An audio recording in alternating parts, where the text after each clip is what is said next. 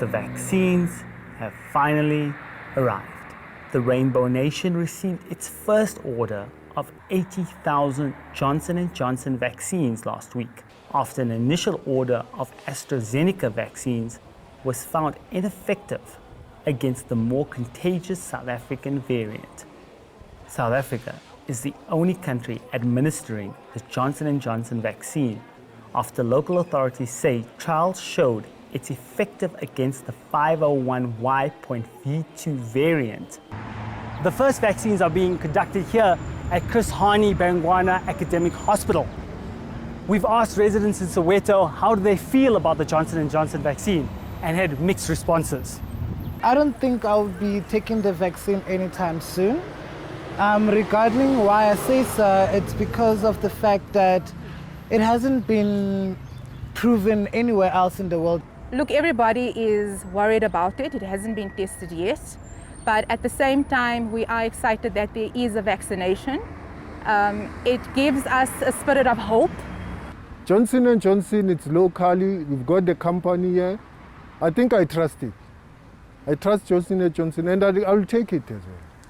A further 500,000 Johnson & Johnson vaccines have been ordered to inoculate healthcare workers over the next month, but they will not be approved for distribution to the wider public until more testing is completed. This leaves frontline workers in a precarious position, as they can opt to take the vaccine as part of a study without knowing the full medical implications.